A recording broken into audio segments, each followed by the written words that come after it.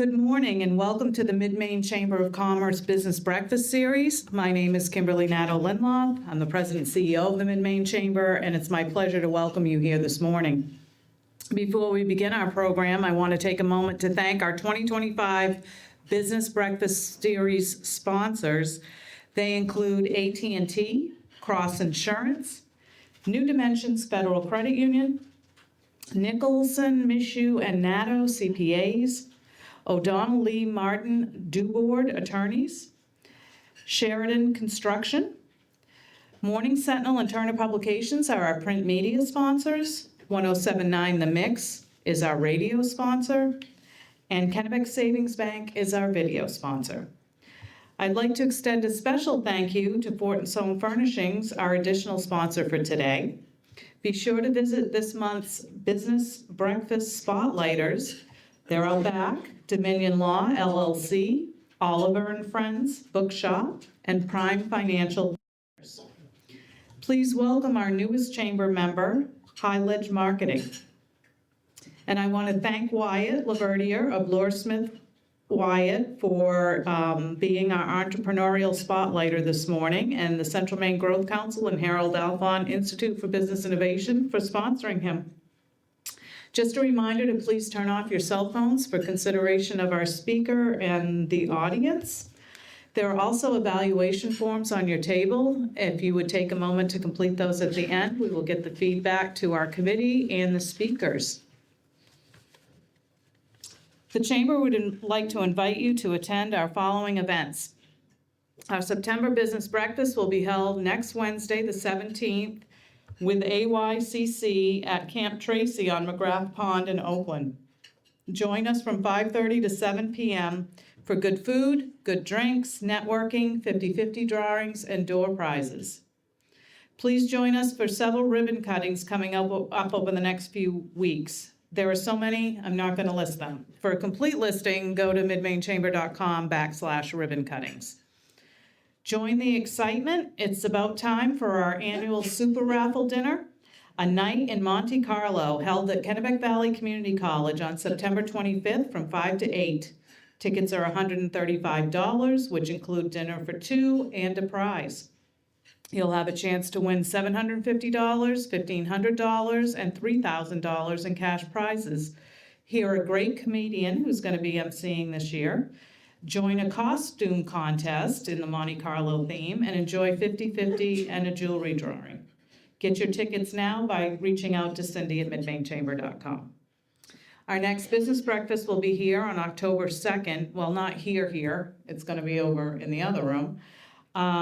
It's going to be a gubernatorial meet and greet.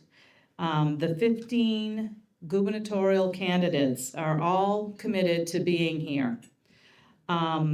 It's going to begin a little bit earlier at 7 a.m. and run through 9:30 because there were 15 of them. There is limited seating. We do expect it will sell out, so if you're interested in attending, please let us know. Today's presentation is entitled, "What is Business Exit Planning and What is the Buzz About ESOPs?"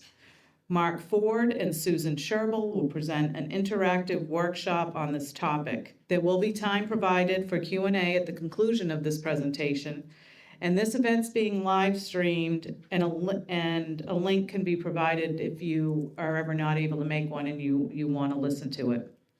So it's my pleasure to introduce Michelle Jolalabi, VP of Human Resources at Thomas College, and our past board chair, to introduce our speaker today.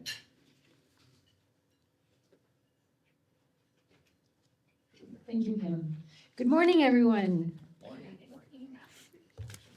It is my pleasure to introduce Mark Ford and Susan Sherbel this morning. Mark Ford is the principal of Great Pond Consulting, LLC, and president of Waterville Investment Properties, LLC. He has an extensive background in exit planning, coaching, and consulting, having guided numerous regional family-owned businesses through exit transactions totaling over $60 million.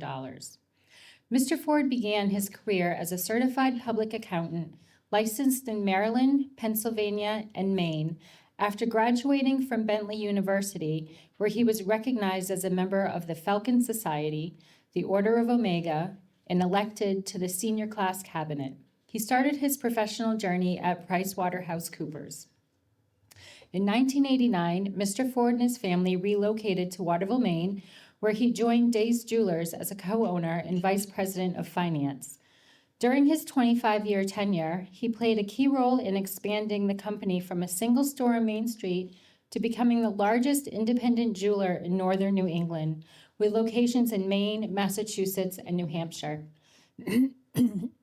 Excuse me.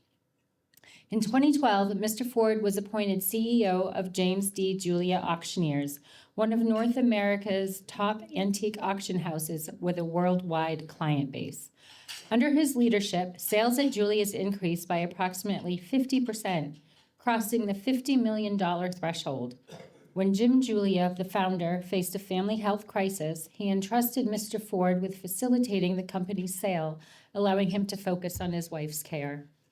This experience profoundly influenced Mr. Ford's career direction, leading him to dedicate his work to helping business owners achieve successful and fulfilling exits from their companies. In addition to his professional achievements, Mr. Ford is a committed community leader. He has served as president of the Waterville Rotary Club, president of the Downtown Waterville Business Association, and as a founding member of the Waterville Region Arts and Community Center, the precursor to the Paul F. Shump Center. He has also held board positions with various organizations, including Maine General. Now on to Susan. Ms. Sherbel is an investment banker and president with BAS Financial Holdings, an ESOP-owned company and parent of Bellevue Associates, LLC, a firm specializing in employee stock ownership plans, or ESOPs, and other financial transactions. To date, the firm has done over 100 transactions for privately held companies and owners who are looking to gain liquidity, institute tax-efficient succession planning, find a lucrative alternative to a sale to private equity, a competitor, and/or manage their tax issues. They have clients in 23 states. Before forming Bellevue Associates, Ms. Sherbel was a managing director at Merrill Lynch Investment Banking. There, she headed a group of professionals who specialized in implementing ESOP transactions for large public companies. During her 13 years at Merrill Lynch, her clientele included GM, Procter & Gamble, Sherwin-Williams, Occidental Petroleum, the Tribune Company, UPS, Deere, the Disney Company, Marriott, United Airlines, Monsanto, etc. Prior to starting at Merrill Lynch in 1988, Ms. Sherbel was an advisor to the Assistant Secretary of Treasury for Tax Policy, where she worked primarily on ESOP legislation and regulations. Ms. Sherbel was part of the team charged with drafting the employee benefit provisions and had primary responsibility for ESOP legislation and regulations relating to the 1986 Internal Revenue Code. Ms. Sherbel is also a lawyer, licensed in Arizona, Washington, D.C., and Maine. She graduated from Harvard University and obtained her law degree from Georgetown University. She has worked 4 decades as an ERISA ESOP attorney with specialization in transactions and mergers, acquisitions involving ESOPs. She has an LLM, Masters of Taxation, from Georgetown University. She worked as a tax attorney at Cohen and Uritz in Washington, D.C., Steptoe and Johnson in Washington, D.C., and Hughes, Hubbard, and Reed in New York City. Ms. Sherbel was a guest lecturer at the Columbia Business School and New York University School of Law. Please join me in welcoming Mr. Ford and Ms. Sherbel. Thank you. This mic off, 'cause you're using that one, right? Mm-hmm. Is this working? Everybody hear me? And I'm going to test this, see if I'm doing it right. There we go. Okay. A lot of you know me from my work here at Days Jewelers for 25 years. I see some old the people with the gray hair, probably the ones that we got to know each other way back when. I transitioned. I ran Julia's for 6-7 years going into the sale. And what was interesting for me was I'm a little under 60 years old. I've gotten up every morning knowing what I'm going to do when I show up at work that day, and then all of a sudden, things change. We were working in a transition plan to move towards an ESOP. I had met Susan back then. We were going to do that at Julia's, and all of a sudden, Sandy was looking to retire in January 1st, Sandy Julia. In November, she has some headaches that are causing her some problems. She goes down to Boston. I believe it's at Dana-Farber, and it turns out that she's got cancer called glioblastoma, which is 5 years, 100% mortality rate. And everything changed immediately. My dear friend and owner of the business, we were phasing out. We had done an exit plan. I'd been there for 6 years. He went from being involved in 70% of all of the transactions that went through Julia's. We got him down to less than 5%. We'd done all the stuff I'm going to talk to you guys about, but all of a sudden, it was a guillotine came down. Life happened. And he said, I want out of everything. I don't want to co-sign banknotes. I don't want to worry about anything. You're doing a great job. I love you, please. But I want to focus entirely on my wife. And our exit plan that we thought we had, our succession plan that we thought we had, changed in a minute. So we facilitated the sale and got it done. And I had a year non-compete. And the people that we sold to were allegedly friendly competitors, but you can kind of tell in the negotiation what's underneath a little bit. And I was like, I'm really going to honor this year non-compete. I don't want to do anything somewhere and they're saying, oh, that was a trade secret that you created at Julia's and you can't use it. So I took a year off and said, what do I want to do? And I looked back during that time period and said, well, look, I was a CPA, so I was used to consulting. I started my first business, Wyatt, about the same age you are right now. And I've owned and run businesses. And what I found was that here in Central Maine, and as I looked across the country, there wasn't anybody who really had a holistic approach to what to do when you want to get out of your business. The attorneys and the CPAs were great at answering my question and said, oh, if I want to sell my business, how should I structure the deal? They'd give me the answer. If I wanted to say, hey, how can I do this without having to sign a personal guarantee to the bank? I don't know, okay? How can we do this in the most advantageous tax situation? And you would get some ideas, but we wouldn't necessarily get anything. So I started looking around at this concept of business exit planning. And believe it or not, there's actually a very, very, very small profession, but it's dedicated to business exit planning. So I began the process. There were 2 or 3 organizations that certify you for this, with 6 months worth of coursework, exams. The one that I chose to go with basically said you have to find a client, you have to do the coursework, and then present the coursework back to a review board, and we'll make sure that you did it right. So it was very inclusive. So I chose a company out of Massachusetts, the IEPA. Here was the book that I read. I ordered 20 copies, so, I don't know how Kim's going to distribute them, but hopefully there's enough for every business here. And what I did is I read these books, this process made sense to me. This is what was laid out in the book, what I was taught, and what I've practiced since. At some point in time, you are going to leave your business, okay, one way or another. So the best thing for you to do is try to figure out how you want to leave your business. There's the definition of exit planning. The idea of it is plan on your own terms.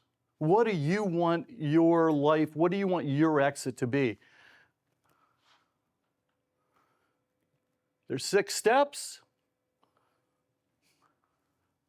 You establish your exit goals. Part of them are going to be financial. You have to analyze your financial and mental readiness. And everybody says, what the hell is mental readiness? Okay? Some guy said, "God, I want to be gone." And you ask the next questions. Great! I'm happy for you. You want to be done. When? Tomorrow. Okay. Well, you're not going to have many options. Do you have a transferable business? Less than 20% of the businesses out there are transferable. Okay? The owner is the focal point, and if you are the focal point and the business doesn't run without you, you really don't have a transferable business. Your assets are saleable. You can get liquidation value for them, but there really isn't a transferable business. Many of you, how many of you are the founders or owners of your business? Just a quick show of hands. Okay? When you get up in the morning, do you have an idea what you're going to do? Yep. How many yes? Okay. You know what you're going to do, so that means you have a purpose when you wake up in the morning. Okay? When you're retired, everything's sold, money's invested, you got someone running your portfolio for you. What's your purpose going to be? Is it to go play around the golf? That's good. That'll fill 2-3 days a week. Okay. But some people find after 2 or 3 days a week that there's a little bit of a void and they kind of want to step back in a little bit. Well, if you're planning your exit, put that into what you want to do. If you want to travel, start traveling a little bit now. So you can figure out if that's really going to fill that gap. And if not, how are you going to do it? So that to me is mental readiness. They talk about discover the type of owner you are. There's a quadrant.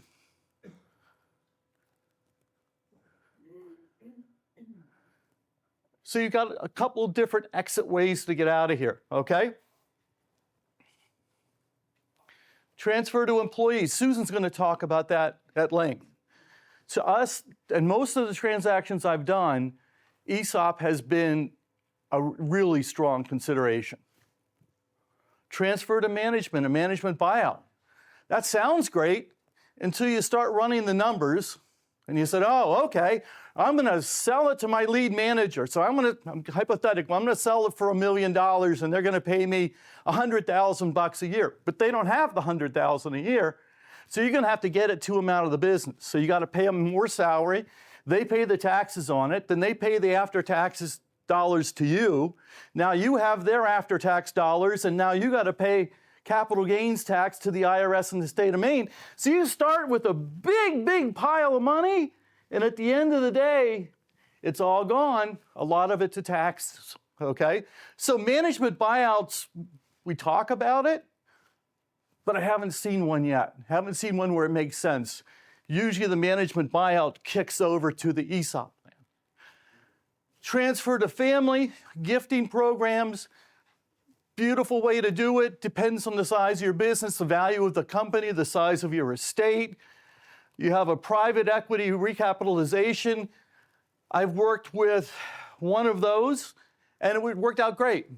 So here's how that works.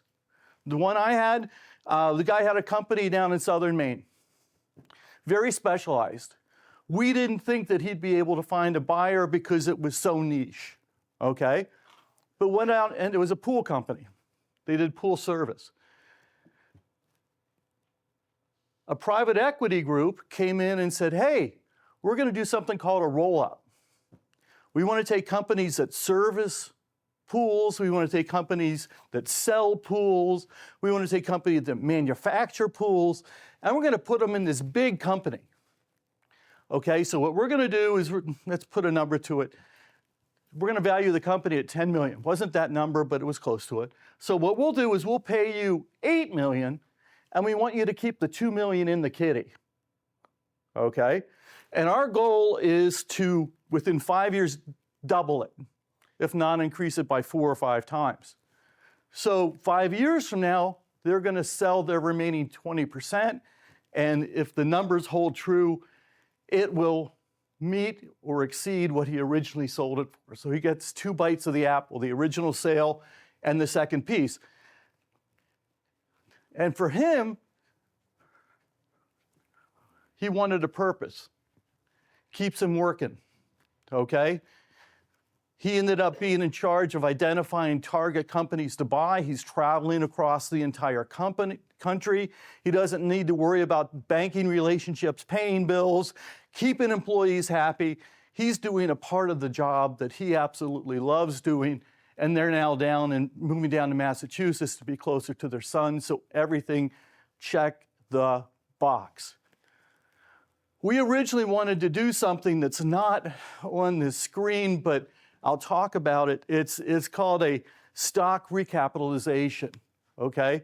And the idea of it is this, is that you have a business, you have great employees, you have one or two key employees who really drive the business, and you've got enough money, you don't need to take the money out. But what you want to do is transfer it to them, not so much in the management buyout way, but it's done differently. So the idea is you have 100 shares now in your business, the value is this high per share. You make it 1,000 shares, the value is down here really low. Still, so you got 1,000 shares. You sell 1 or 10 to this key employee. Doesn't cost them much money at all, does it? It's 1,000th of the value of the company. Next year, you redeem your stock. You go back to, assuming you're an S corporation, you go back in and said, hey, I want to get rid of 10% of my shares. Next year, same thing. Next year, same thing. You do this over a period of time.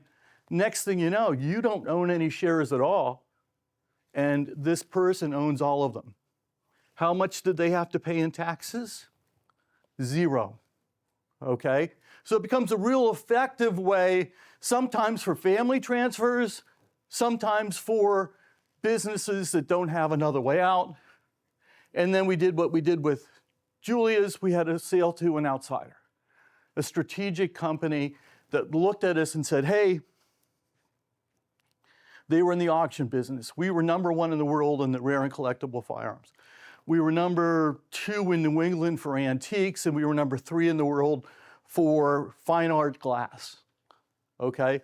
So by acquiring us, he got our mailing list, he got our catalog list, and he got the key employees in each of those divisions. The rest of the stuff here in Fairfield, they didn't want, okay? So there's a lot of ways that can go. Put an exit plan together. Why? Because it makes a lot of sense for you, okay? Give yourself time. Give yourself 5 years. Why? Because you need to get yourself ready mentally, and you may need to get yourself ready financially. So here's what you have, the key question financially. Do you have a plan for creating a lifetime supply of income? Okay, we're all living in an inflationary area. I can tell you, being on a fixed income in these worlds, it gets a little more challenging than you think it might. Mentally, it weighs on you, so make sure that you've got enough money set aside so that you can live comfortably.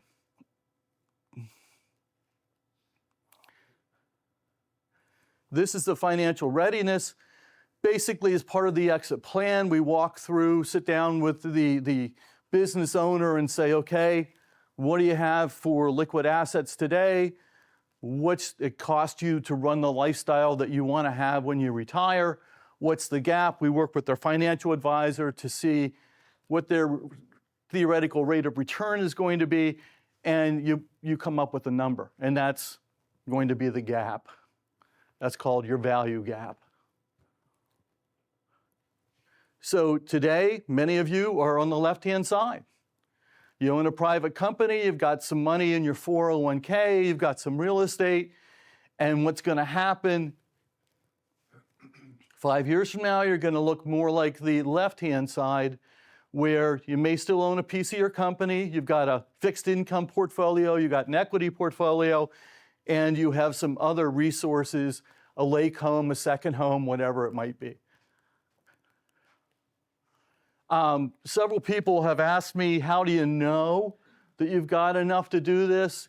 I do some work with an investment advisory company down in Augusta, and I asked them to put together a hypothetical scenario.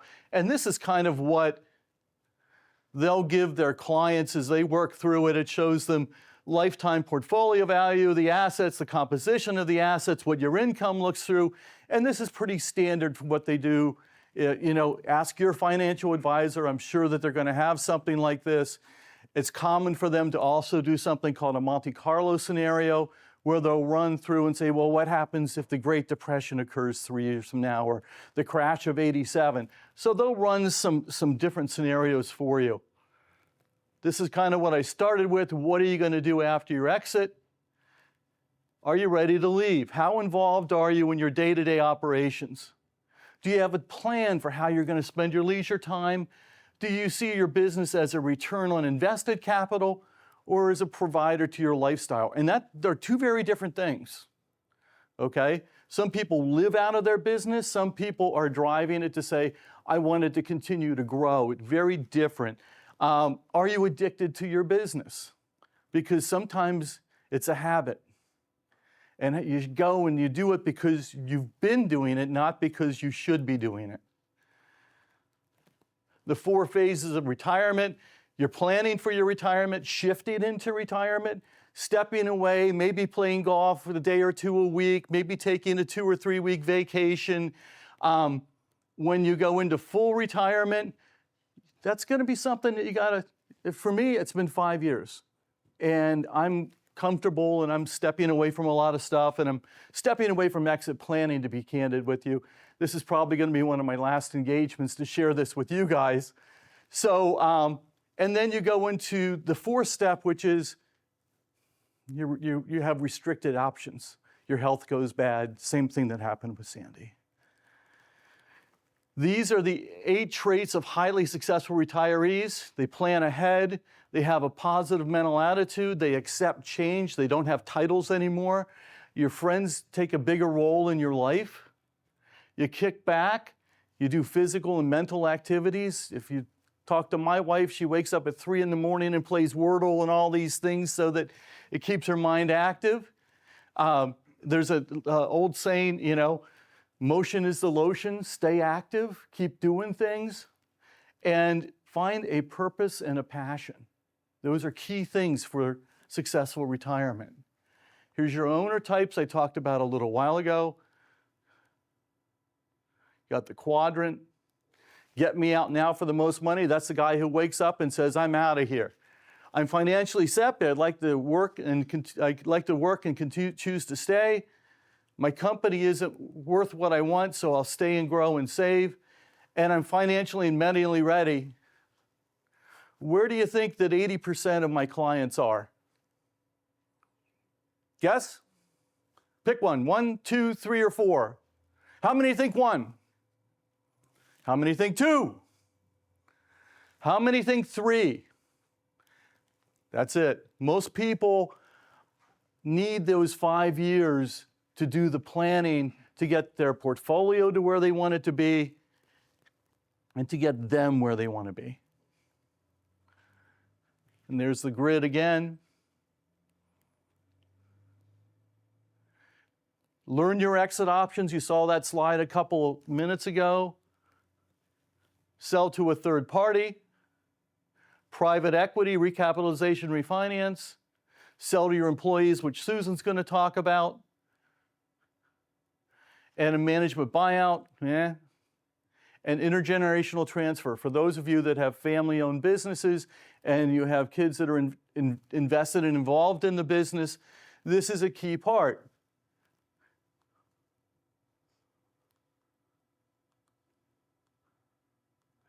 So everybody says, what's my business worth? Each path you choose, there's a different value to it. If you say, hey, Susan, I love what you're talking about. I want to do an ESOP. Guess what? There's no negotiation. You don't negotiate what the ESOP's going to pay you. You hire someone, they do a valuation, and that valuation will show up on your desk and it'll be buy or don't buy. Now maybe you can say, oh, you missed this and you missed that, and what's this going to do to it? So there is a little bit to it. Kim's giving me the 5 minutes, so I'm going to talk even faster than I'm talking right now. Okay? So the ESOP has fair market value, recapitalization, investment value, sale to an outside buyer.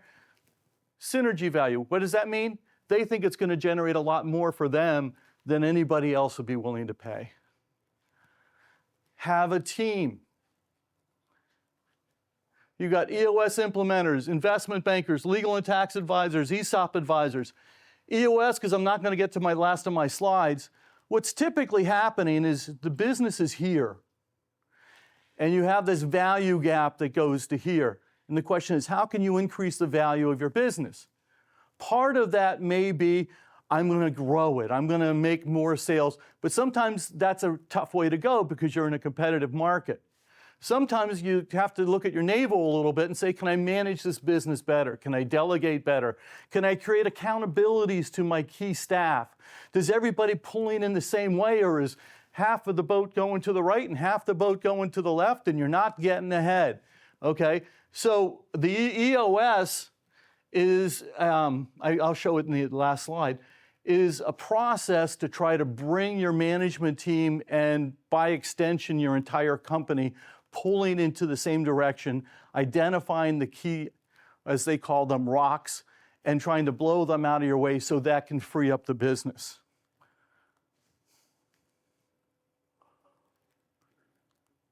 Okay, so this is something that is a tool that the IEPA has. So if you work with an IEPA member, they can get you into this thing.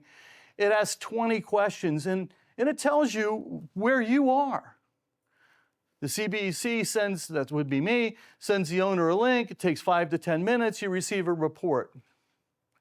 And this is how it typically comes out. Mental readiness is low.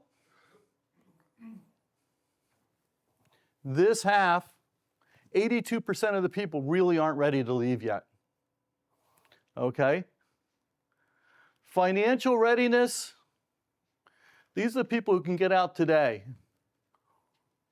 So you can come in and you look at it and you say, well, this is what the survey says for the world. Boom. Where are we? Half of small business owners are now over age 55. Only 54% of those people have created some sort of succession plan. It's an opportunity to start moving in a given direction to create it. Okay? 85% of the people said they wanted to become an owner to create something they could pass on, and 84% wanted to create generational wealth, only 54%. So again, this is something you can control. Regrets, losing identity and purpose, selling too soon, leaving money on the table. Do you give me a final warning when I'm done? Yeah. Okay. Yeah, well. Just want to make sure. Being unprepared for an unsolicited offer.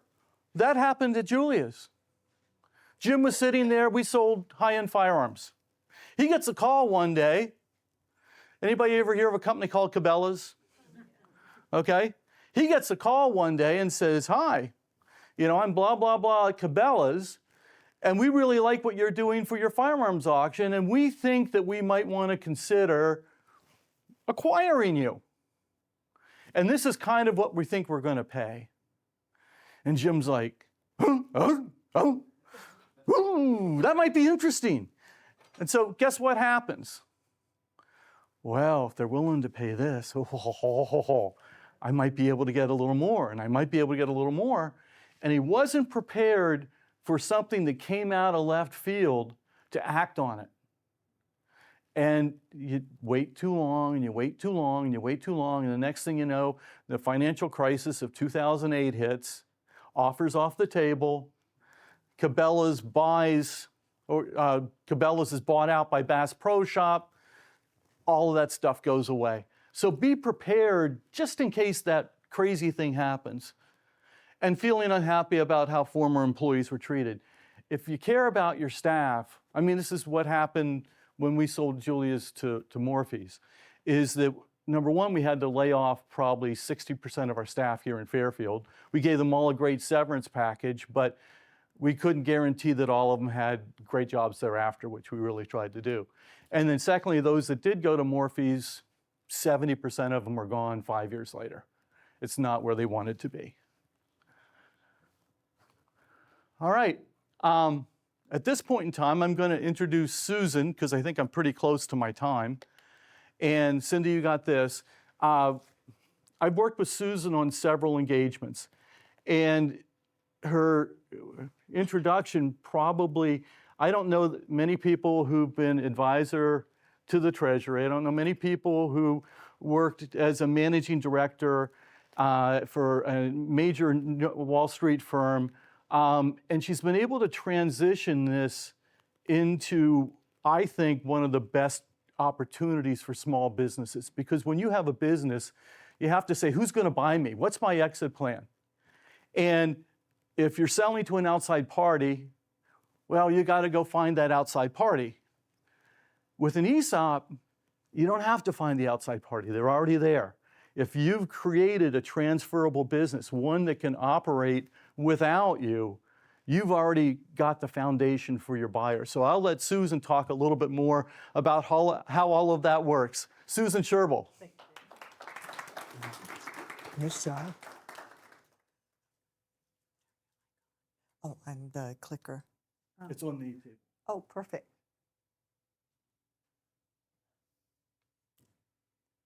Hello. First of all, I wanted to start by saying I like to make my presentations kind of interactive. And when you get into the world of ESOPs, there's actually no such thing as a stupid question. Actually, I take that back. There was one stupid question in all my years. We had done a deal for a company, and the ESOP was buying the company, but they got some outside bank financing.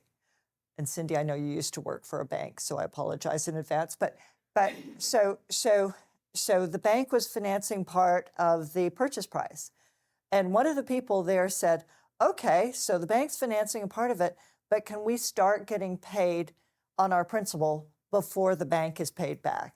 And I said, "Congratulations, that's the first stupid question I have ever heard in connection with an ESOP. Banks always get paid first. There's no, so that's the only thing, assuming you don't ask that, there's no such thing as a stupid question."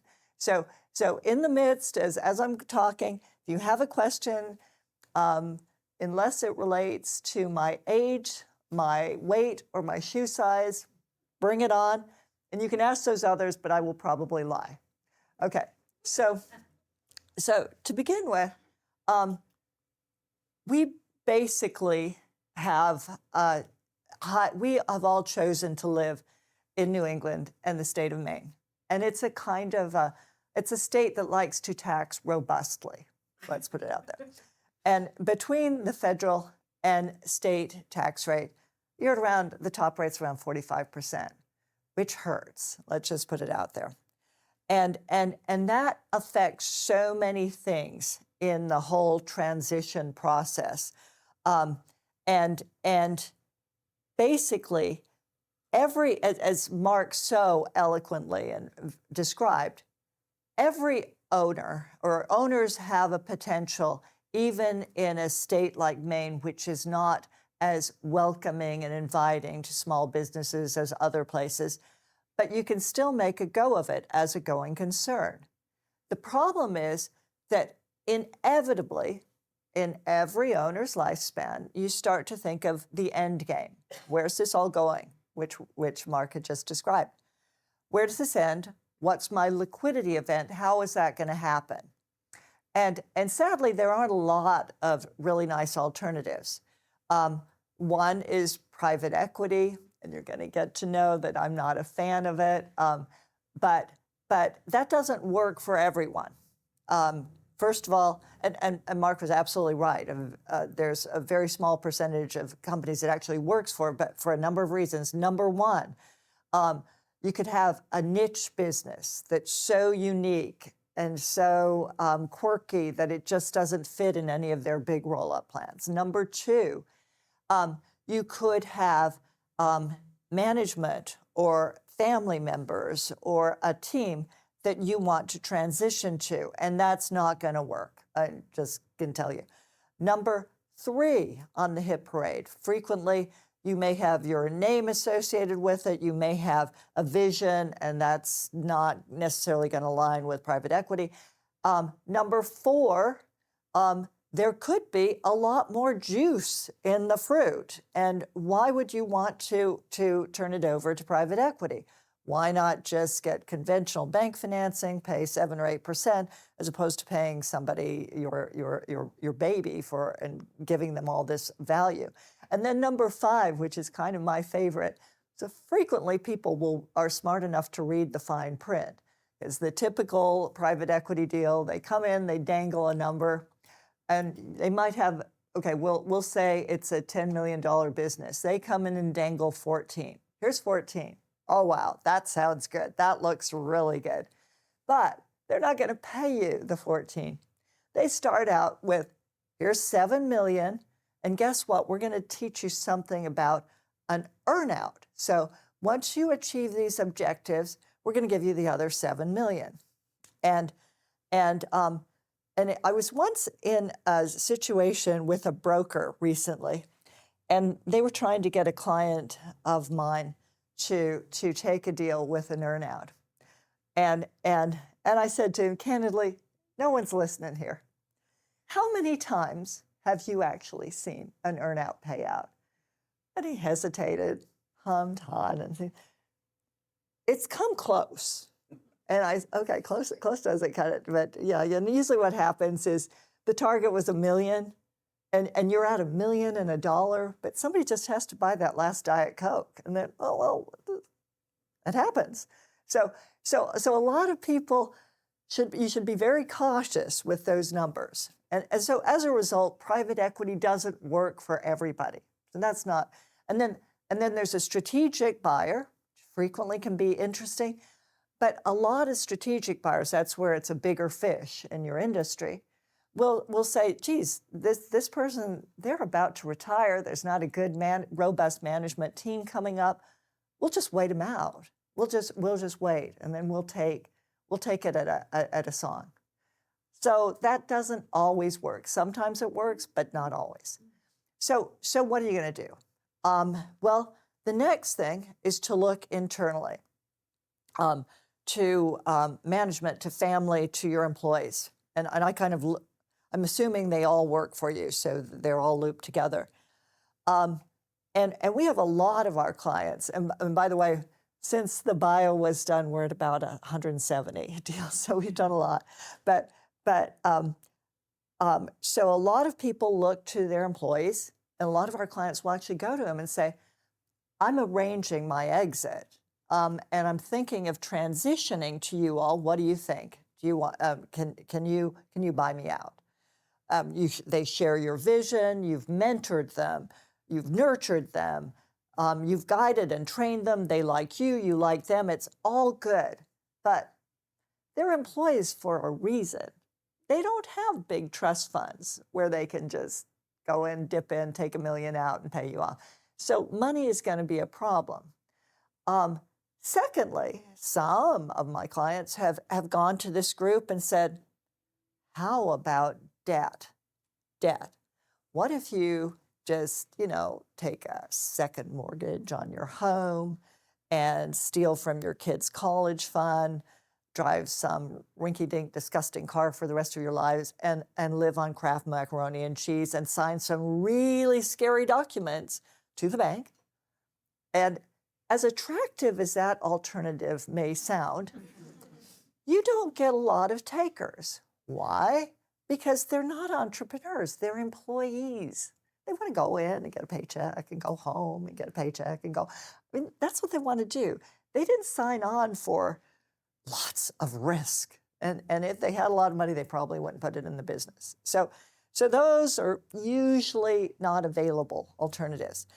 And then you come with, okay, let's use the free cash flow of the business. And just to describe, and this is where the tax problem comes in, because this is the most viable alternative out there. And I've got a perfect example, happened within about a 50-mile radius of this room. 70-year-old guy, construction. And it was what I refer to as horizontal construction, roads, bridges, things of that sort. And you could practically set your watch by their EBITDA or their profit. Why? Because it's run by DOT and municipalities. They set those budgets years in advance. So $2 million came in the door every year. You knew it was going to happen for the next 10 years. Okay. The guy was 70, and he had 5 managers, 5 hand-selected managers. Didn't have any kids, but he said, these are like my children. They're my management team. I'm transitioning to them. Okay. His accountant suggested just give them a little bit of stock. Not a lot, but just a little bit of stock. And each year you'll give them more and more. And at the same time, you'll use the $2 million to buy you out. And in about 10 years, you'll have transitioned. So he said, great, this sounds wonderful. Year 1 comes along. The $2 million comes in the door and the guy is ready to grab it. Nope, you got to pay tax. And that's where the 45% bite comes in. So roughly half of it is gone. A little bit over $1 million's left. He's ready to take it, but we have a problem. So remember I told you that the accountant had said, give a little bit of stock to your employees. Okay, so they all got a little bit of stock. In the scheme of things, it wasn't a lot, but the stock each of them received was greater than their total annual salary. And they had to pay tax. And the guy said, that's impossible. It's a gift. They're like my children. IRS takes a very jaundiced view about that. If you get a W-2, it's not a gift. It's compensation. So they had to pay. And the guy said, well, this would be terrible to give a gift and then I wipe you all out financially. I'm not going to do that. So we'll pay it. But then he learned about a tax gross-up where you pay the tax on the award, then you pay the tax on the tax, and the tax on the tax on the tax, and the tax on. By the time that little exercise was done, the $2 million, which was now down to a little over $1 million, had dropped to under $600,000. And it was then given to the guy who paid long-term capital gains, and he had less than 500. At which point he had kind of a conniption and said, there has got to be a better way. This is basically 3/4 of the value had gone to pay tax. And he said, this isn't working. There's got to be something. And at that point, we came in. And we did a transaction in which we, first of all, had a trustee come in. We set up an employee stock ownership plan. I actually took their 401k plan. I did a surgical incision, put an ESOP, an employee stock ownership plan, inside of the 401k plan. We then got an outside trustee who found a valuation firm. The valuation firm determined the value of the company. In that case, say the number was $8 million, 4 times profit. We then gave notes to all the shareholders equal to $8 million, okay? Now, at that point, something, and I'm a financial geek and an investment banker, and I live and die by taxes and numbers, and something pretty cool in my world happened. We started with equity equal to $8 million, debt equal to 0, and we flipped it. We now have debt equal to $8 million, and equity's really low. Not going to be wiped out, but pretty close to being wiped out. Let's say it's worth $10,000. Okay? So the trustee buys the shares for $10,000. That's all it's worth. So a classic leveraged buyout. And it's an S corporation, the ESOP owns it, and at that point, the company is 100% owned by an ESOP, and there is no federal or state tax. Where you want to have a moment to think about that. No federal or state tax. Life is good. So at that juncture, when the $2 million comes in the next year, the full $2 million is available to our gentleman. Goes in and he takes it. He's very happy. He is going to pay capital gains, but he's reduced his tax by about half. And as for the other guys, we're no longer in the world of giving his management awards that they have to pay tax on. We're just going to give them shares in the ESOP. And they're not going to be taxed because it's like a 401k plan. It's like an award in the 401k plan. But we're going to do one better because we're going to tell them on that $5,000 of value we gave you in the ESOP, we're going to suggest you elect to be taxed on it. Roth, everybody's heard of a Roth? You go ahead and say, I want to be taxed now because I expect that stock to go up as the debt's paid off. So they all elected Roth treatment. Fast forward 5 years, and the deal was done when interest rates were blessedly at like 1.5%, very, very low. 5.5 years later, the company's performed, debt's paid off. The company is now worth $10 million. These guys are sitting on value that's worth $5 million, and they've paid their tax. And if they're 59.5, they can take it out. And all the other employees they're getting stock as well. They've made Roth elections. It's a beautiful transaction. At this juncture, I've thrown in. How are the number of shares determined? To the employees, very good question. So the rules for sub-S 100% ESOP is you can give, you take everybody who has more than 10% and they must be less than 50. So in that case, I gave them each like 9.9. So they were just under 50. And so that's the rule. And then you have a lot of latitude. 50 shares? Half of the shares, Half the shares. percentage. But that was a way for them to get. The 50%, so that they don't have a majority ownership at that point. No.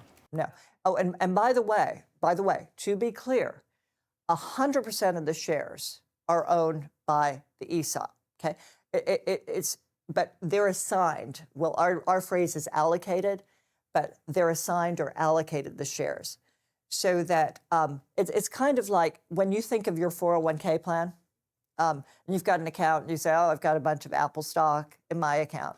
I own Apple stock." No, you don't own it. The trustee owns it for your benefit. But we frequently do deals with people, and they'll come out and they'll say, "Oh, I still own 49%. No, you don't. The ESOP owns," and then I'll get these confused accountants and people saying, they say they own 40. No. ESOP owns 100%. They're just assigned that portion. But again, by an individual, let's say I'm one of the employees. Okay. How are my number of shares or value determined? Let's say we got 100 employees. So how do you just allocate those? Oh, okay. Slightly different question. So what I typically do is when I do a transaction, I try to figure out an upfront allocation, because an ESOP, essentially think of the ESOP as having, it's a really cool structure in that most qualified plans, everything in the qualified plan has to have a home. But in ESOP, you can buy all of the shares, put it in a bucket. Think of all of the participant accounts as empty cups and pour it out over time. I usually take 40 years to pour it out. But what I'll do is I'll have an upfront allocation. So I'll go to the owner and management and say, who do you want to get it?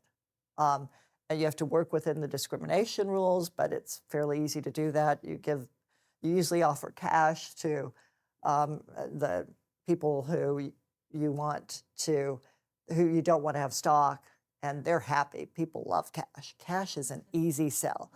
And then you allocate the stock, and your only constraint is that 50% rule. So you might have an owner who wants 45%. Okay, we're going to get him 45. We may have a group of managers. We give 6 people 1% or something, but it varies. It can be 24 and 24. I'm working on a deal like that now. I can have 12 and 12 and 12. But does the owner or former owner decide Yes. the percentage? The owner and management, yes. Okay, and so not everybody has to be included. Exactly. But I think there's two pieces to this, Susan. You're talking about the upfront allocation, which is what Susan's talking about. And then once the ESOP is up and running, the allocation, and if I'm not mistaken, you can clarify this, there's 3 things. It can be based on length of service, it can be based on compensation, or a blend of those two. Is that correct? Well, okay, so I'm a capitalist, and while I've done deals where it's based upon just tenure, my view is the best surrogate for determining somebody's value to the company is compensation. If I pay you a lot, that means you're really valuable. If I pay you a little, it's so I like to base it upon compensation. But I do my upfront allocations. Think of I'm pouring a little bit of water in the cups for a few people, and then I have the rest of the water in the and I like to allocate on compensation.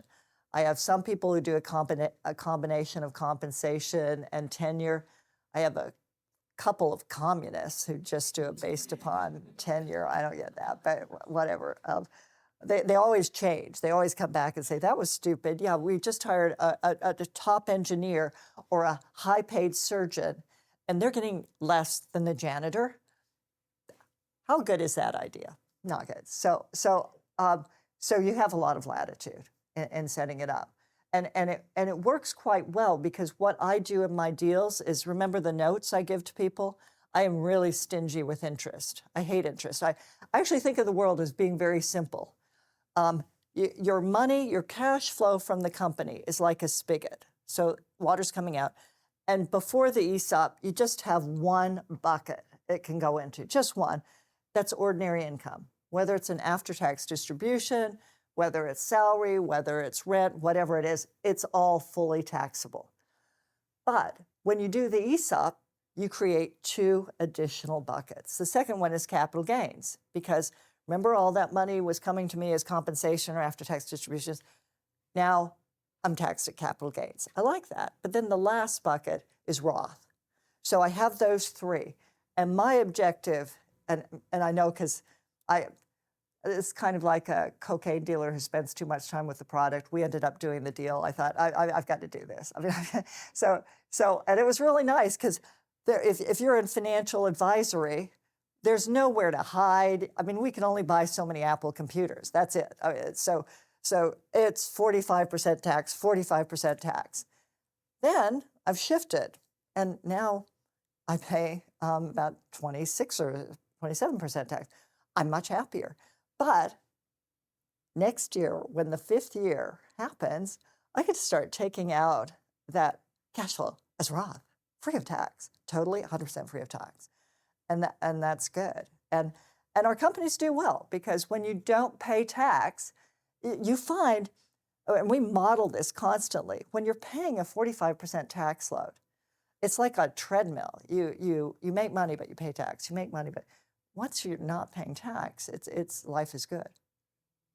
Are there safe harbor rules, or are there highly compensated discrimination like in other environments? Yes, but how we deal with that is there are rules that say you have to provide benefits, comparable benefits, to a non-discriminatory group, which we do.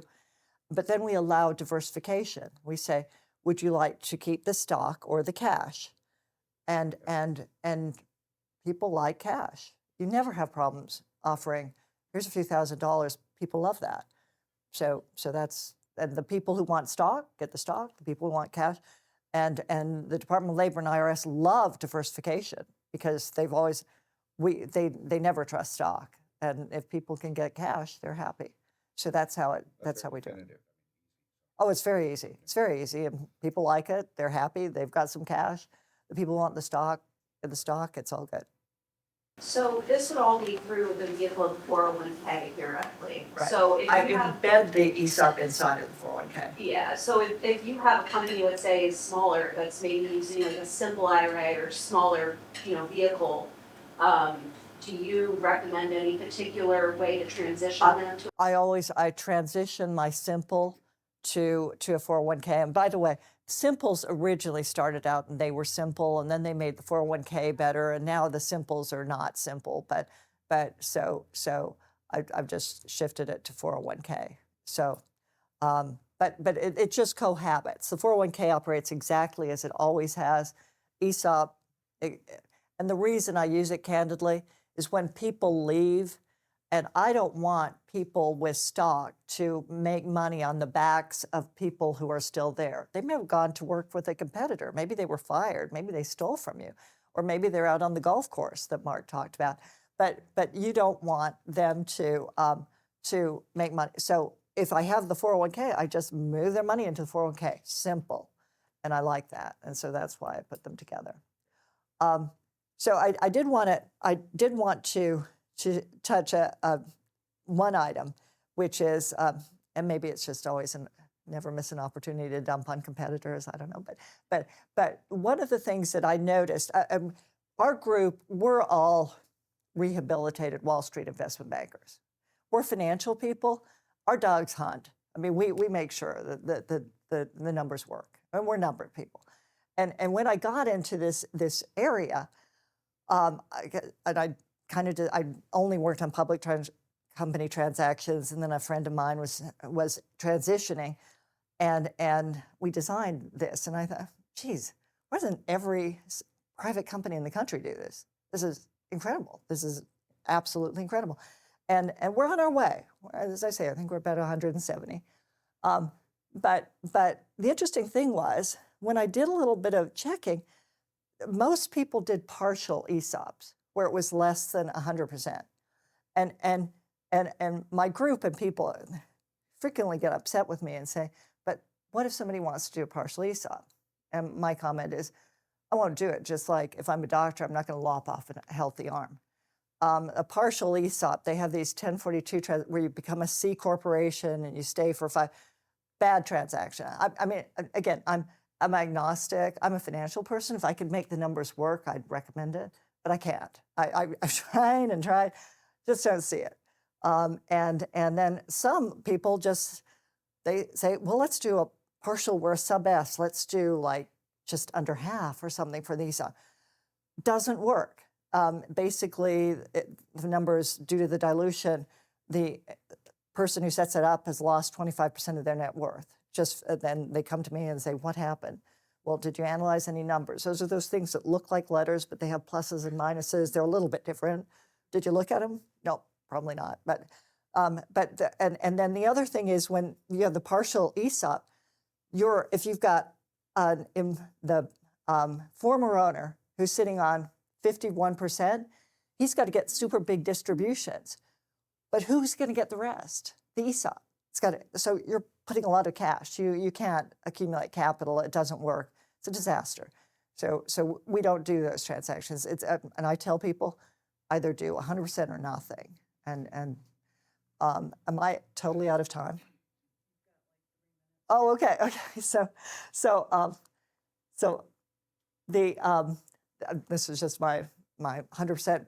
But I have, due to the fact that so many of ESOPs started out as these 1042s, I always tell my team, it's a wonder that anyone even speaks to us, because those are just not viable transactions. They're not financially sensible. So the way it works is just as I told you. The shareholder sells to the company, you take the debt, lowers the value of the stock, ESOP trustee takes it over, and you're free of tax. Now, and the great thing is, from an employee standpoint, is they get partnership in a company without paying for it. Good thing. If normally you get into a partnership or minority ownership, you have to pay. Number two, there's no liability if there's some disaster. They don't have to take additional money out of their pocket. No liability to them. Their stock can go to zero, but they don't lose anything else. Number three, this is really important. If somebody's asked to participate as a minority shareholder, good luck in getting your money out. You may never get it out. But with an ESOP, you're guaranteed. And then fourth, the tax consequence. If you take advantage of Roth, it's quite attractive. Yep. Susan, can you hit real quick on a lot of the questions I've had is, you now have, quote unquote, the employees owning the company. How does that affect the management of the governance? Really, really great question. And again, this goes back to the point of who owns the stock. And frequently when people do ESOPs, they have these little epitaphs or something on their logo saying employee owned, employee owned. Technically, it's not employee owned. Employee owned gets into, we're close to the state of Vermont. They have something known as worker owned cooperatives. And these are one of these things where everybody gets a share of stock, everybody gets together, they sing Kumbaya, they vote on every decision that's made. might be 50 or 60 of them in a room deciding everything. Basically, one bar of soap and one stick of antiperspirant probably lasts a whole group of them for 3 years. It's not a group I'd be associated with. An ESOP, in contrast, is a very, very capitalist organization, just like any other organization in the Fortune 500. You have a shareholder who is the trustee, and then the board of directors and management. So that doesn't change at all. And anyway, thank you all for your time. You've been very interactive. You didn't ask any of those bad questions, so we're good.